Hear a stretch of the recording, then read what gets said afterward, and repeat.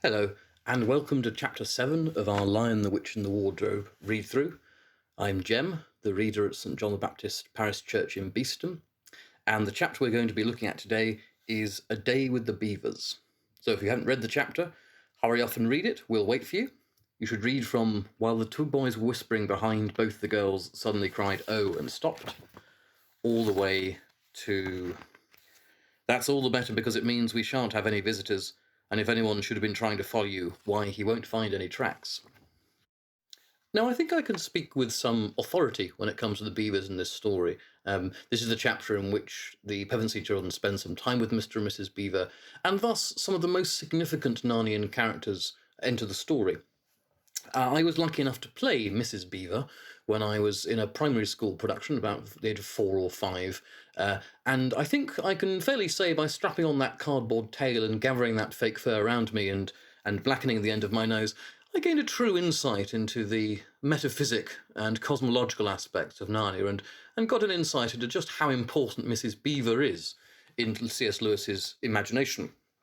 So anyway, they're fun characters, and we see another one of the good meals here, a domestic interior, as opposed to the bad meal we saw between Edmund and the witch. So they meet the Beavers, and they're beckoned further, or they meet one Beaver, and they're beckoned further into the forest. Everyone has the same concern that Edmund had, suddenly realising, oh, actually, we don't know whether this creature is on our side or not. And when they begin to speak to Mr. Beaver, he warns them, actually. He says, "Are you the sons of Adam and daughters of Eve?" it said. "We're some of them," said Peter. "Shh," said the Beaver. "Not so loud, please. We're not safe even here." "Why, who are you afraid of?" said Peter. "There's no one here but ourselves." "There are the trees," said the Beaver. "They're always listening. Most of them are on our side, but there are trees that betray us to her. You know what I mean." And it nodded its head several times. Now, we've discussed this previously, but I think this is another echo or another resonance of The Lion, the Witch and the Wardrobe as a war novel, and certainly as a novel about the mid-20th century political situation. It's really telling, perhaps, that for centuries, perhaps even millennia, people have written stories thinking, oh, what if animals could talk? What if I could converse with the animals and they could speak back? All sorts of fairy tales and classical legends and myths have that feature. And it's striking that when Lewis uses this trope, this idea of beast fable, or indeed a magical talking animal companion, he adds to it, what if trees could listen? And we get this sudden, rather chilling insight into the fact that, again, this is a totalitarian story, a story about survival under a tyrant who is holding the entire land in an unnatural state. Obviously, that's going to be broken later on. But as soon as an animal talks to them, assuming we can class Tumnus as not an animal but something else, as soon as an animal talks to them, they're suddenly aware of who could hear them as well as who can talk back to them. And it's a very telling moment. When Mr. Beaver engaged them in further conversation, we have this. Then signalling to the children to stand as close around it as they possibly could, so that their faces were actually tickled by its whiskers, he'd added in a low whisper, "They say Aslan is on the move. Perhaps has already landed." And now a very curious thing happened. None of the children knew how Aslan was, any more than you do, but the moment the Beaver had spoken those words, everyone felt quite different. Perhaps it has sometimes happened to you in a dream that someone says something which you don't understand, but in the dream it feels as if it has some enormous meaning, either a terrifying one which turns the whole dream into a nightmare, or else a lovely meaning too lovely to put into words, which makes the dream so beautiful that you remember it all your life and are always wishing that you could get into that dream again. It was like that now. At the name of Aslan, each one of the children felt something jump in its inside. Edmund felt a sensation of mysterious horror. Peter felt suddenly brave and adventurous. Susan felt as if some delicious smell or some delightful strain of music had just floated by her. And Lucy got the feeling you have when you wake up in the morning and realizing that it is the beginning of the holidays or the beginning of summer.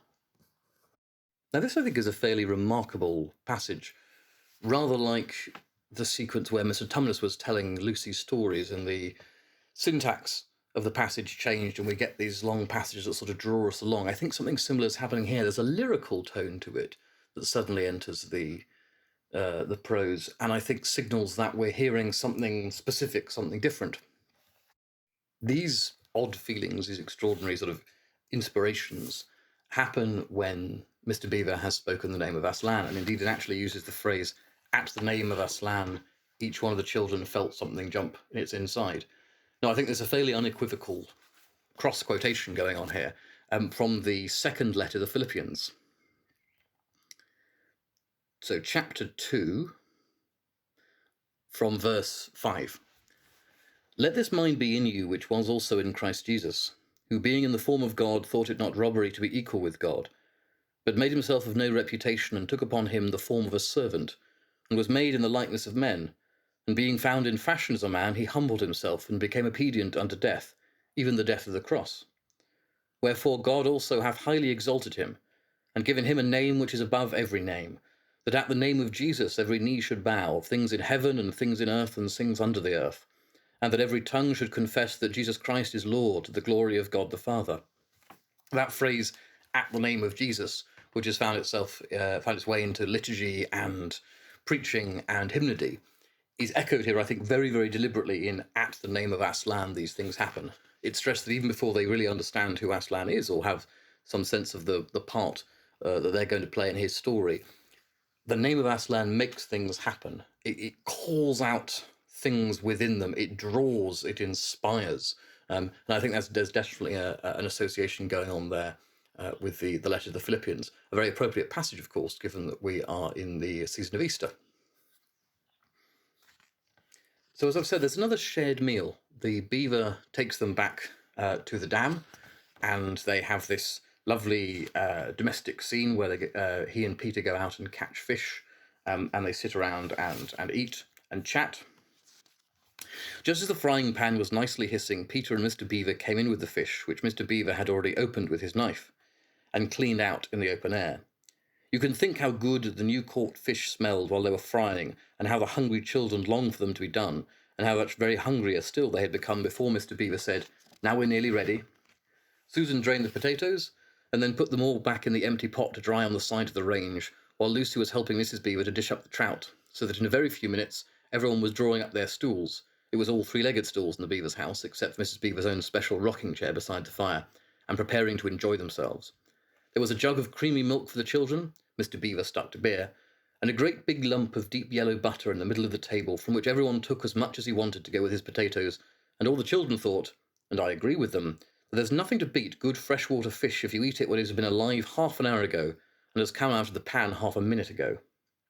And when they had finished the fish, Mrs. Beaver brought unexpectedly out of the oven a great and gloriously sticky marmalade roll, steaming hot, and at the same time moved the kettle onto the fire so that when they'd finished the marmalade roll, the tea was made and ready to be poured out.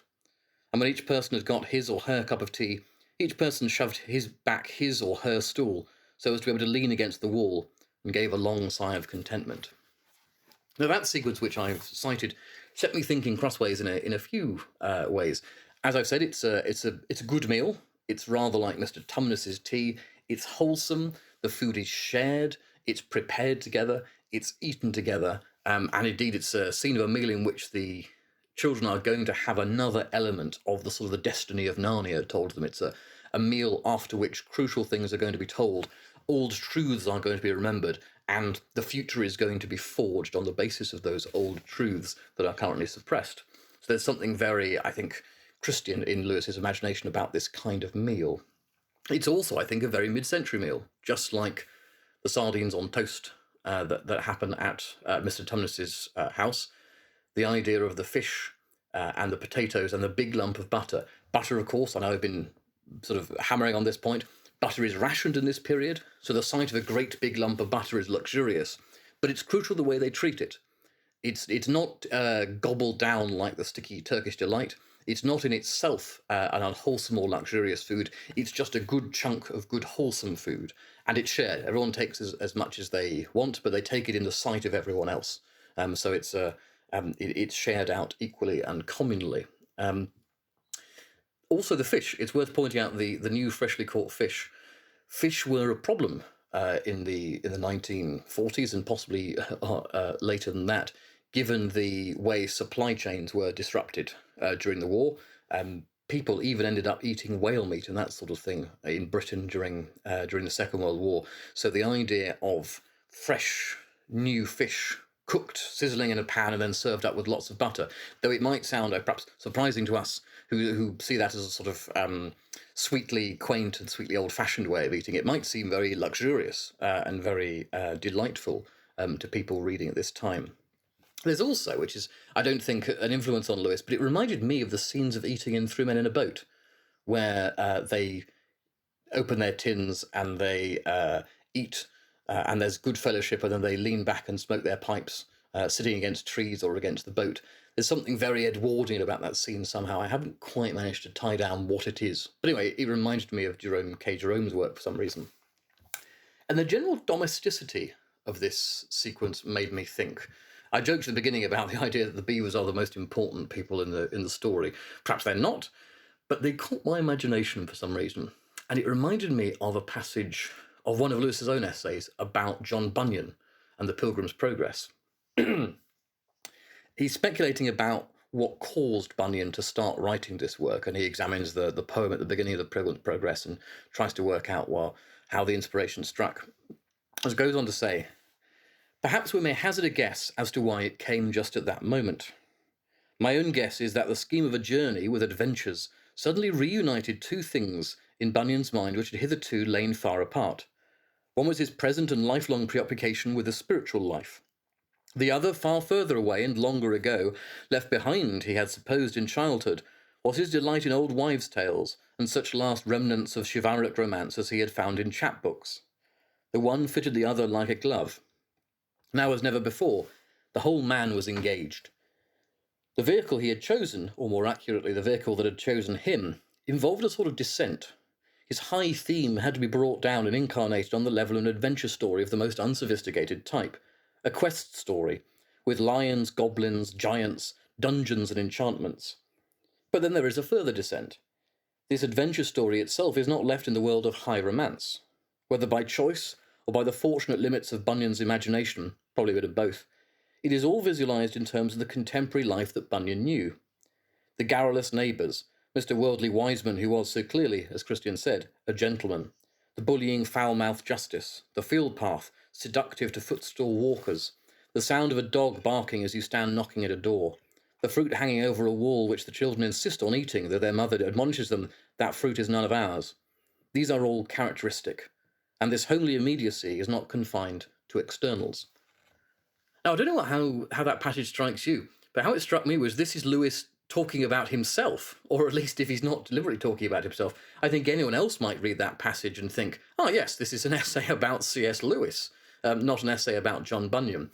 The point that he stresses about Bunyan's imagination, its domesticity, the idea that the high theme of theology is not only incarnated in a straightforward adventure story, but amongst straightforward people, domestic and homely, I think gives us a real clue as to where that particular strand of Lewis' imagination might have been, if not come from, might have been nurtured and developed by his reading of Bunyan and his thinking about Bunyan. He, later in the same essay, goes into ecstasies over a particular style, a straightforward and homely style that Bunyan uses. And if I can find it. These are, said she, our country birds. They sing these notes but seldom, except it be at the spring when the flowers appear and the sun shines warm, and then you may hear them all day long. I often, said she, go out to hear them. We also oft times keep them tame in our house. They are very fun company for us when we are melancholy. And he praises the lyrical qualities of this, but also its sort of down home and earthy and straightforward way of writing. And then he talks later about Mr. Greatheart's long story of Mr. Fearing, and quotes this line, and I will say that for my lord, he carried it wonderful lovingly to him. And in picking apart this, Lewis says that there's no question of sophistication or complexity here. There's a natural key in the ear of Bunyan towards the instinctive rhetoric of English speech. He says, there is some kink in the mind of the English rustic, some innate rhetoric that makes him talk that way. You may hear it in country pubs any day.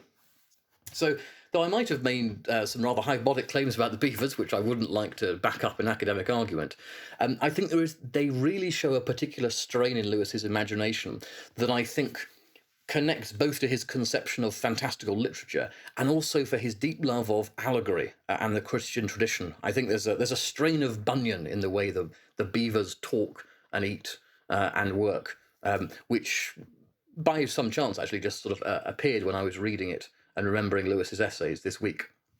So the next chapter is, if I can find it, What Happened After Dinner.